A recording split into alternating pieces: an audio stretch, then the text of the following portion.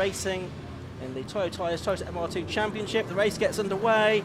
Pretty even start from the two on the front row. Topley in the Mark II and Trainer in the Mark I. They head down to Clervaux Corner for the first time. It's actually Topley that's got his nose in front. Trainer is trying to go around the outside. It's Cook on the inside line. He's losing out. He's going to lose at least one, if not two positions there. It's just a question of whether Trainer can get all the way around the outside of him, which he can do in the white car with the blue stripe. So Sean Trainer up to second and Cook down to third.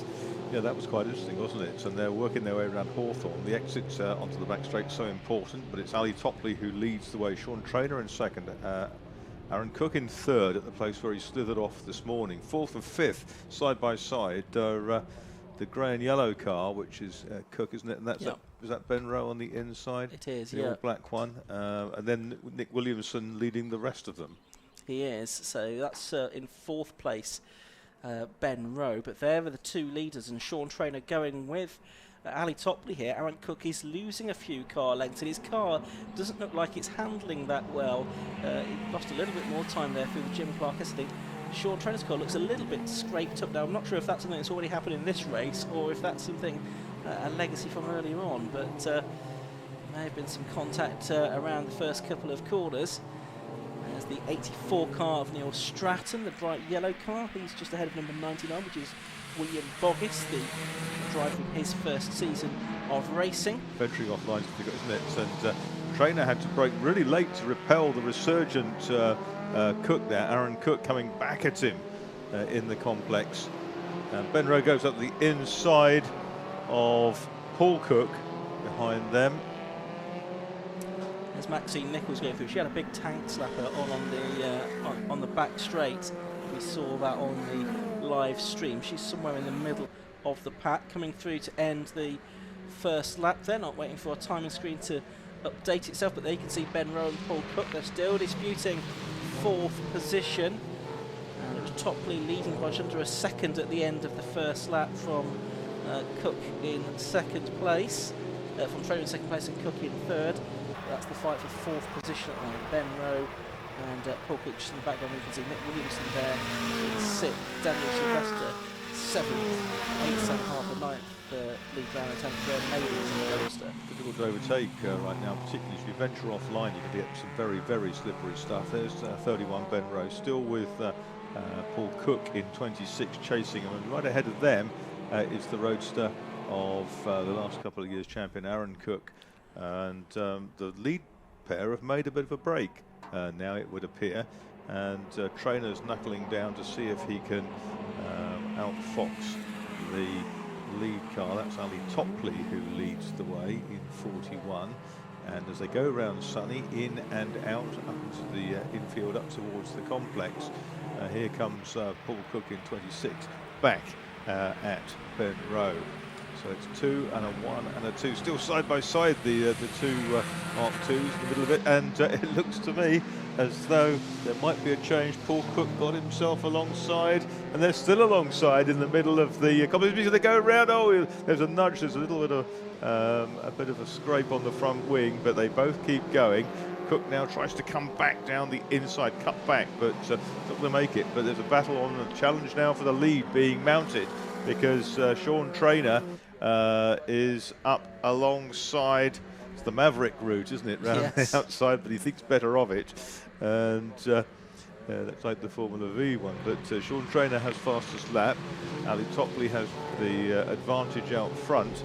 Yes, there's a fair amount of scrapage on the side of the 27 car of Sean Trainer, but they're very closely matched. Topley, Trainer, Cook, Rowe, Cook and Williamson, the top 6, but it's the top 5 really who are in this racing.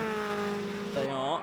There is top 10 all covered by just under 10 seconds at the end of lap 2. We're watching Sean Trainer go through in second place, number 27, only a tenth or so behind Ali Topley, the race leader in that Mark II car, which showing that Mark IIs can still hold their own. Of course, they've run to a different minimum weight.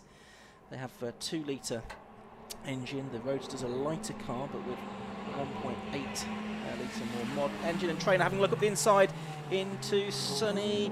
He had his car just overlapping the rear quarter of Topley there. Problem then, just a little tag from the front bumper on the rear of the other one. Going to send the Mark II round. So he backed out of it to avoid that. It was good experience driving.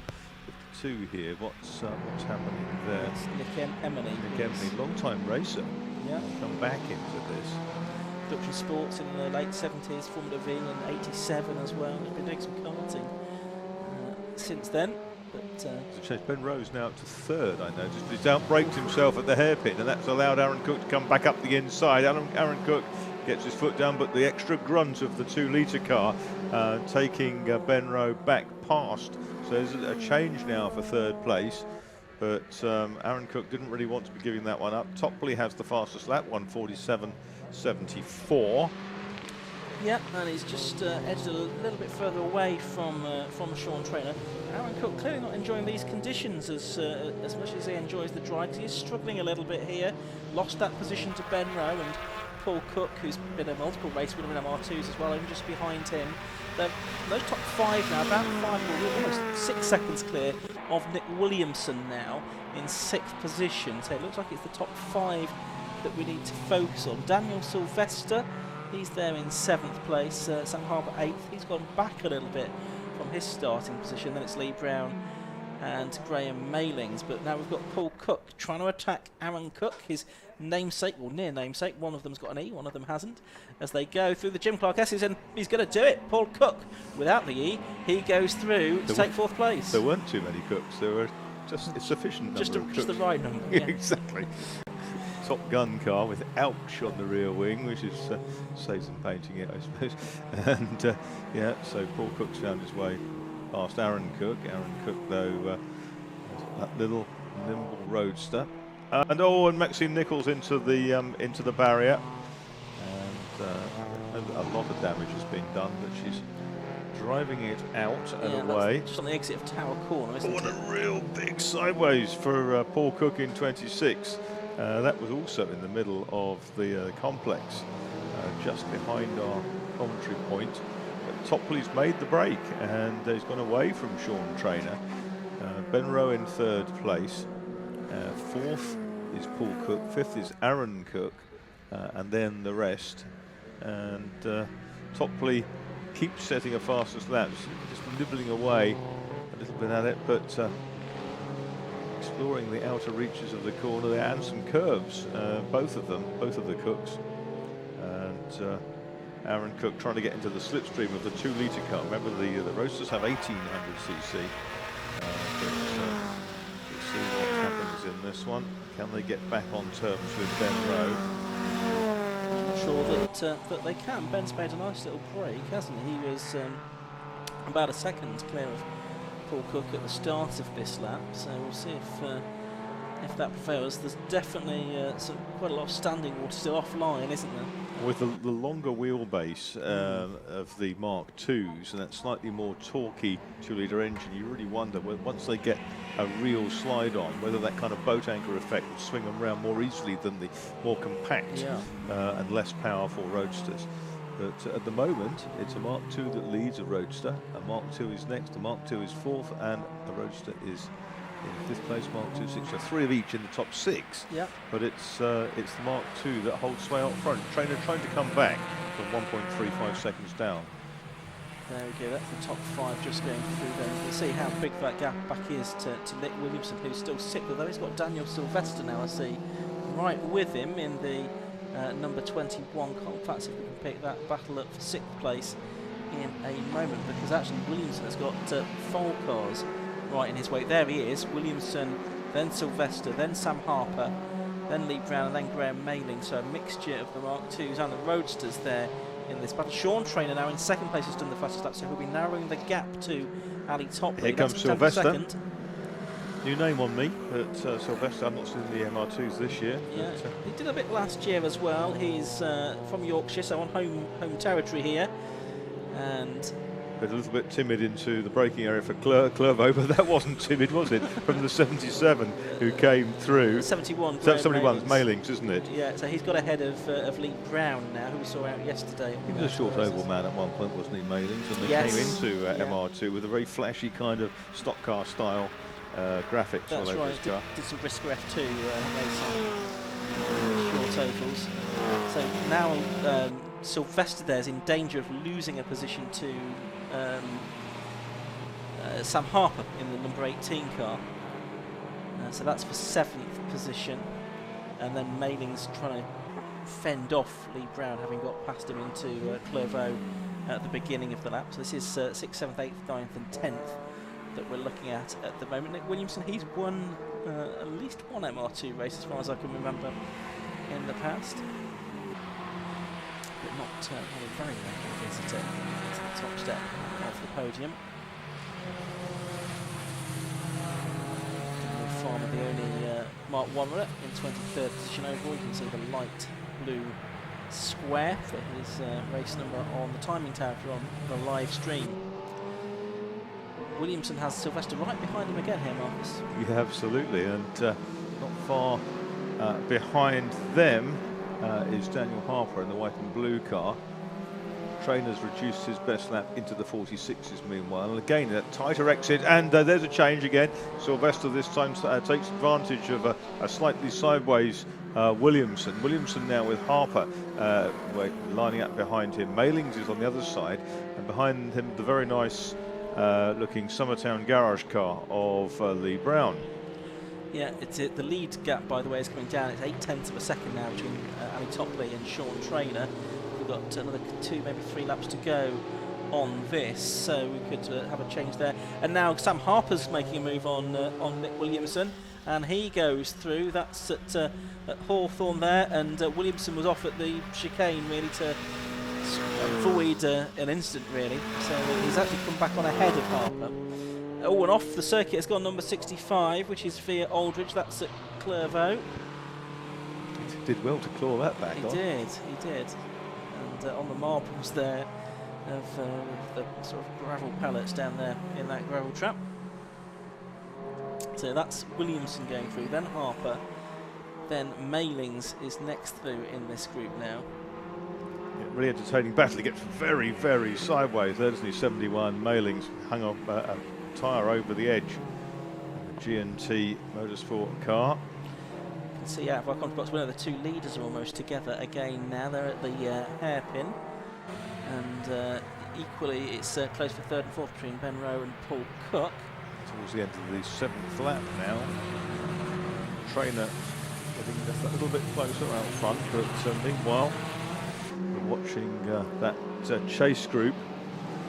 There's the Summertown Garage. Oh, 76. That was looking immaculate on the grid. That's not a very good birthday present for Tim O'Brien, whose 49th birthday, I believe it is today. His first season of racing in a road motorsport prepared car. I was watching that group of 5 cars. We're watching battling for 6th because Tim Heron has joined the back of that group now in car number 8. We shall a few years ago after an incident at Castle Coombe. He's vastly experienced, Tim Heron, in MR2s. Yeah, isn't he? he's been doing it for about 11 or 12 years. Getting closer and closer. T-cut work needed on the wings before the next other abrasives are available, no doubt. To say the least, yeah. So there is Topley, Trainer right behind him now. We've not seen the last lap board yet, but I think we'll do it at the end of this tour, in this 15-minute race. It'll make it a 9-lap race. So we've got 10 out in dry conditions. And there's Cook, who's now ahead of Ben Rowe. So he's made that move on this lap, on the first half of this lap. Didn't see where that happened, but he has lost out as Ben Rowe on the screen there. The leaders coming into the complex once again. And then we'll watch for the next couple to come through. Paul Cook and Ben Rowe. And out of the hairpin. Do they get the last lap board this time? Yes, they do. Just about see that. So final 2.1 miles for Topley and for Trainer. The gap was just under 0.7 of a second, and it's now just over half a second, so it's come down by about 0.13 although I think Trainer's made a mistake there at Clairvaux because he's lost a bit of ground all of a sudden. Yeah, it's not quite as close as he was at the beginning of the lap. He's continued to his previous lap time though, down to 1:46.71 as the track conditions steadily improve. Traffic ahead. Yes, they are going to get to that, I think, before the end of the race as well, aren't they? Well, he's going to come into play. There's the third and fourth place cars go through. Very quiet race for Aaron Cook in fifth. Yeah, fourth place car there. That was Ben Rowe. Popped his headlights up to warn the slower traffic. And that's Sylvester now very much out on his own in sixth place with Graham Mailings up to seventh, you can see there. Yeah, Williamson got way back down the order. He got a bit sideways coming out of the hairpin. Lost a couple of places just because they outdragged him at that point. And that's Heron in the kind of sort of stormy petrol flavoured car, isn't it? It's unusual livery. Right, so, and Maxine Nichols had a spin behind us in the commentary box here. She's going to get that hook round and pointing back in the right direction again, but that's not that far in front of the leaders who are just arriving at the complex now, I can tell you, and they've got 3 back markers ahead of them on this, the final lap of the race. We've got Topley and Trainer together. There they are, you can see them on screen now as they're heading into the hairpin. Is that going to hinder Topley coming out? He's got enough space though, hasn't he? Just enough space to sort of stick to his normal line. Goes through now and takes the checkered flag. So it's Ali Topley that takes the victory. That's his first victory of the season in the Toyo Tyres Toyota MR2 Championship. It was achieved by 0.7 of a second from number 27 Sean Trainer. Number 26 Paul Cook takes third. Fourth to number 31 Ben Rowe. Alan Cook in number 1 takes an uncharacteristic fifth. And it's going to be number 21 Daniel Sylvester in 6th place. Everyone else is 7th, headed by number 71 Graham Mailings. Then it's 18 Sam Harper, 86 Lee Brown, 22 Nick Williamson, Tim Heron in the 8th car, and then Pete Hickson in 4. He is in 12th as 7 of them, or 6 of them certainly finished more or less together. Good drive that from Ali Topley though. Didn't put a wheel wrong, did he? He didn't, and to keep a 4-time champion at bay. I wonder if this circuit and conditions in combination actually favour the MR2 a little bit. I think you were saying there maybe the Mark maybe II, good reasons for the Mark II, I should say. Yeah. But I think if you can keep them tidy, they're good old tools. A bit heavier, aren't they? Which gives them a little bit more feel maybe. And that longer wheelbase, it might telegraph what it's doing a little bit better than the Roadster. That's right. So there we see them on their slowing down lap.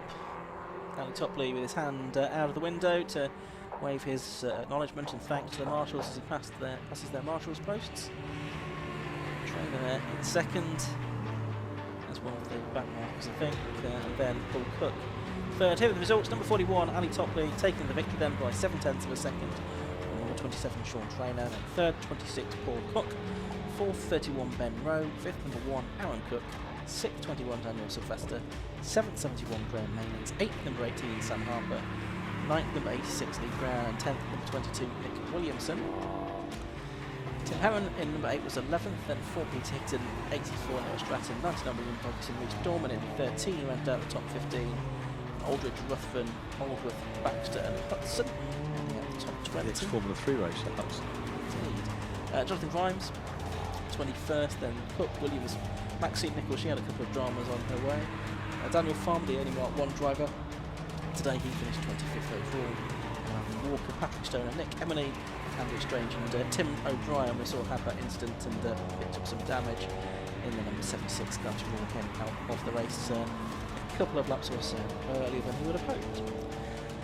So that's the MR2s, and they are back out again later on at around about 3 o'clock, which is only an hour's time, for their second race of the weekend. A couple of races between now and then for the Swallow Hill Homes F1000 Championship and the High-Tech Alpha Romeo Championship. And then to round off our proceedings here at Croft today, we have the Tagiwa Club Enduro Championship. The race getting underway at around about 3:25, but it's for 125 minutes, so a shade over 2 hours. And that's the centrepiece of the weekend with more than 40 cars expected to take the start. And some really fantastic machinery in that field, Ian. Yes, a great mixture, a few TCR cars, but then you've got a real nice mixture. You've got some big beefy BMWs as well, a good number of Lotuses, although I think one less than we might have expected. And the weather potentially throwing a bit more pathos into the whole proceedings. Absolutely. Although the cloud base is currently lifting. Let's head down to the pit lane and hear from our MR2 successful drivers with Tom Butterworth. Welcome back to the pit lane. Toyo Tyres, Toyota MR2 Championship. First race of the day winner, Alistair Topley. Yeah, that was a heck of a race. It was so slippy out there, different to qualifying, and I actually had a bit of a gap and then made a silly error out the back, went on the grass, nearly threw it away. And when you've got a 4-time champion, I think, like Sean behind you, it's, I didn't know if I could keep the Mark III behind me, but big thanks to Rogue Motorsport for the car, all my family and friends watching.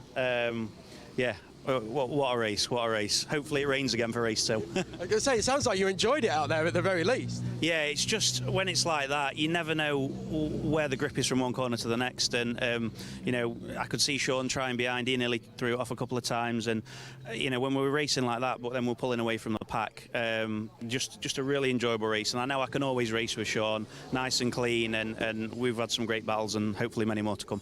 Great stuff, and good luck for the next race today. Thank you. Thank you. So second place, we have Sean Trainer. Sean, it looked a bit lively out there, shall we say? It looked an adventure, and the car was moving around all over the place, but it looked fun. That's how I like it, to be fair. It was quali. I left it too late. I should have just tried to put a lap in earlier on, but I got a great start. And I think it was, I don't know if it was his first or second lap. Ali got it on the grass coming out of church. I think it's, Tower, sorry. Yeah.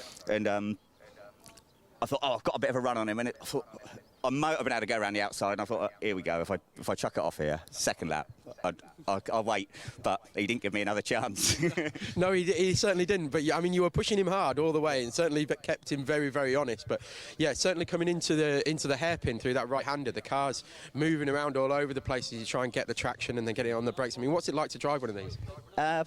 Lively, yeah. In the wet. Yeah. But I quite like the wet. I mean, the old Mark II I used to love in the wet. This I haven't quite got to grips with the same, but we're getting there. So. Well, it looks enjoyable, and it looks, well, we've got blue skies above us, believe it or not, so it might end up being dry for race 2. What do you think your chances are? I don't know. I'll have to have a look at the lap time, see what sort of lap time, see where we're starting on the grid, but if we're on the front 2 rows, I fancy my chances. Okay, feeling confident. Thanks very much, Sean. And then P3 for today, first race was Paul Cook. Paul, tell us what was your race like today? It was the visibility was I just couldn't see anything out the windscreen. It was all fogged up on the inside, but we managed to get it round and finished third in where I should have qualified, really. Well, you were certainly making your way through from I don't want to say a lowly order, but but a bit further down the order and made your way up and through it. So happy with the result? Yeah, really happy. I've had a good battle with Ben, which is half the enjoyment of having a race. So yeah, really happy. Great stuff. And chances for race 2? P3 will be good again, but if I went forward, I'll be even more happier. I think we all would as well. Thanks very much. So we will move on to the first race of the day and their final race of the weekend for F1000s.